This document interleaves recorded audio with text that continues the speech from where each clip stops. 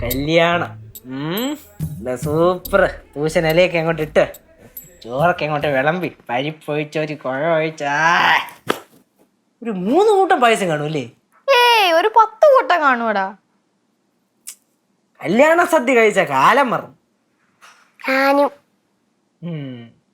ആറുവേ ഇടയ്ക്ക് ഞാൻ ഒരു വീഡിയോ ഉണ്ട്. കല്യാണ സദ്യ എന്ന് പറഞ്ഞാലും ഒരു രക്ഷയില്ലാത്ത സദ്യ. എന്തിന്റെ സദ്യ എന്ന് പറഞ്ഞൂടാ, പക്ഷെ കൊള്ളാം കേട്ടോ. അത് കണ്ടപ്പോൾ മുതൽ ഭയങ്കര ആഗ്രഹം കല്യാണ സദ്യ കഴിക്കണമെന്ന്. എങ്ങനെ ഇപ്പോഴാണ് അവസരം ഒത്തു വന്ന്. What A coincidence. എന്തേ സൂചിച്ചില്ലയോ? എടാ നീ ആരുടെ കല്യാണത്തിനാ പോകുന്നതെങ്കിലും അറിയോ? ഒരു കല്യാണ സദ്യ കേൾക്കുമ്പോഴത്തേനും ചാടിത്തുള്ളി അങ്ങ് ഇറങ്ങുക. ഇത് സമൂഹ സദ്യ ഒന്നും അല്ല. നിനക്ക് പിന്നെ എല്ലാ മാമന്മാരെയും അങ്ങ് അറിയാമല്ലോ. അത് മാത്രമല്ല, കൊറോണയ്ക്ക് ശേഷം സമൂഹ സദ്യ നമ്മുടെ നാട്ടില് വളരെ വിരളമാണ്. വളരെ വിരളമാണെന്ന്. കല്യാണം കഴിക്കുന്ന പേരില് വരക്കൂടുക. കല്യാണം കഴിക്കുന്നതിന്റെ അല്ല, കല്യാണ സദ്യ കഴിക്കുന്നതിന്റെ പേര്. കല്യാണ സദ്യ എവിടെ? അച്ഛാ, ഇന്ന് രാവിലെ അമ്മയ്ക്ക് ഒരു കോള് വന്നായിരുന്നു. ഏതോ ഒരു മാമൻ, മാമന്റെ പേരെന്തുവാ? ശശീന്ദ്രൻ മാമൻ. മാമന്റെ മോളുടെ കല്യാണമാണ്, എല്ലാവരും വരണം എന്ന് പറയാൻ വേണ്ടി വിളിച്ചത്. മാമന്റെ മോളെ കല്യാണോ? എന്നിട്ട് അമ്മ പറഞ്ഞു നമ്മള് കുടുംബസമേതം എല്ലാവരും ചെല്ലുന്നു. എന്നിട്ട് നമ്മൾ അതിനെ പറ്റി ഡിസ്കസ് ചെയ്യുമായിരുന്നു. അവള് ആരുടെ ചോദിച്ചിട്ട് വാക്ക് കൊടുത്തത്?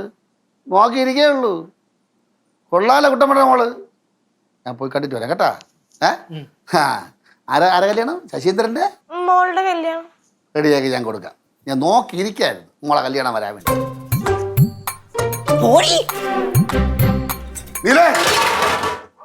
പേടിച്ചു പോലോ.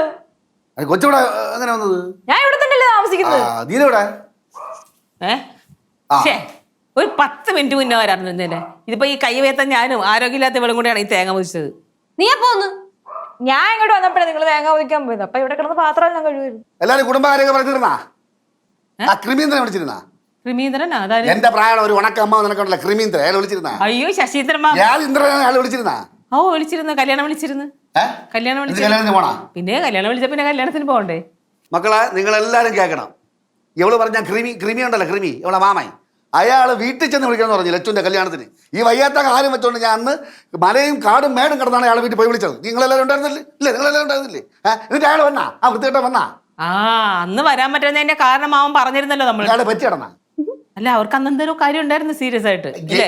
എല്ലാവരും ഈ ഇല്ലാത്ത കാര്യം ഉണ്ടാക്കാൻ നിന്റെ കുടുംബക്കാർ ഗ്രാമത്തികൾ ഗ്രാമമാരാ എനിക്ക് നന്നായിട്ട് അറിയാം. കല്യാണം വിളിച്ചില്ലേ? കല്യാണത്തിന് പോയിട്ട് വരാ. എന്നെ വിളിച്ചില്ലടാ, ഞാൻ പോണത്. അവര് നമ്മളെല്ലാരും കൂടെ പോകും. 4-5 ദിവസം ഇനി ഉണ്ടല്ലോ, നിങ്ങൾ വിളിക്കും. അപ്പൊ നമ്മളെല്ലാരും കൂടെ കല്യാണത്തിനും പോകും അല്ലേ?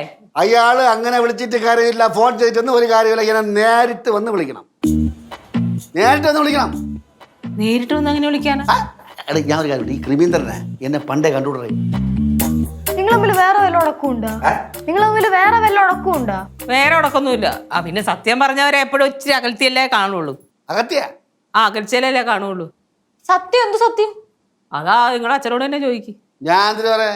എന്നെ പറ്റി പരദൂഷണം പറഞ്ഞു നടക്കണ സത്യം. അച്ഛനെ പറ്റി പരദൂഷണം പറഞ്ഞു. എന്നെ പറഞ്ഞ പരദൂഷണം നാട് മൊത്തം പരദൂഷണം പറഞ്ഞു. എന്നാ ഞാനില്ലട്ടെ കല്യാണത്തിന്.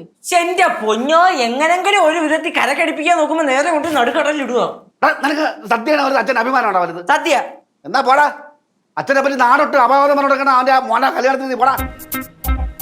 ഈ അപവാദം ഒന്നും കുറെ നേരം കൊണ്ട് പറയണ്ടല്ലോ. എന്താണ് അപവാദം എന്നൊന്ന് മൊഴിയാമോ? എനിക്കും അതറിയണ്ടേ. എന്ത് അപവാദമാണ് പറഞ്ഞത്? എന്നെ കൊണ്ട് അല്ല, ഇങ്ങനെ പറയണില്ലെങ്കിൽ ഞാൻ പറയാം. ഇങ്ങോട്ട്. ഈ ശശീന്ദ്രൻ മാമനൊരു കഴിവുണ്ട്. എല്ലാ കാര്യവും മുൻകൂട്ടി അറിയാൻ പറ്റും. അങ്ങനെ വെച്ചിട്ട് മാമൻ ഇങ്ങനെ എന്നെ കല്യാണം കഴിക്കാൻ വന്നപ്പോഴത്തേക്കും മാമൻ പറഞ്ഞ് ഇങ്ങനെ എന്നെ കല്യാണം കഴിക്കുകയാണെങ്കിൽ ജീവിത അവസാനം വരെ ഞാൻ തന്നെ ജോലി ചെയ്ത് ഇങ്ങനെ പോറ്റേണ്ടി വരും എന്ന് പറഞ്ഞു. അല്ല, ഇത്രയും കൃത്യമായിട്ട് ഫ്യൂച്ചർ പറഞ്ഞിട്ട് നീലം എന്തിനാ റിസ്ക് എടുക്കാൻ പോയത്? പ്രേമം തലക്കി പിടിച്ച് നിൽക്കല്ലായിരുന്ന പിന്നെ എന്ത് ചെയ്യാൻ പറ്റും? മണ്ണാൻ കേട്ടോ, എന്നെ കെട്ടു എന്നെ പറയുന്നത് വലിയ കയറി വന്നിട്ട് പറഞ്ഞത്. എടി എന്നിട്ട് നിന്റെ മാമൻ പറഞ്ഞല്ലോ നടന്നാടി. പിന്നെ സംശയം എന്ത്? അതല്ല ഇപ്പൊ നടന്നോണ്ടിരിക്കണം അല്ലേ? ചെലവ് മറ്റേ മാമാണ് ചെലവ്, ഞാൻ ചെലവിടുള്ളത്. അവളുള്ള 3 വെള്ളിയാഴ്ച ശമ്പളം വാങ്ങിച്ചു. നീ കല്യാണത്തിന് പോകണില്ല, എനിക്കതറിയണം. പിന്നെ കല്യാണത്തിന് ബാലു ടെൻഷൻ അടിക്കണ്ട. ബാലുവിനെ കല്യാണം വിളിച്ചില്ലെങ്കിൽ നമ്മൾ ആരും പോകത്തില്ല. പോരെ? വന്ന് വിളിക്കണം. വന്ന് വിളിക്കാനാ ഈ കാലത്താ?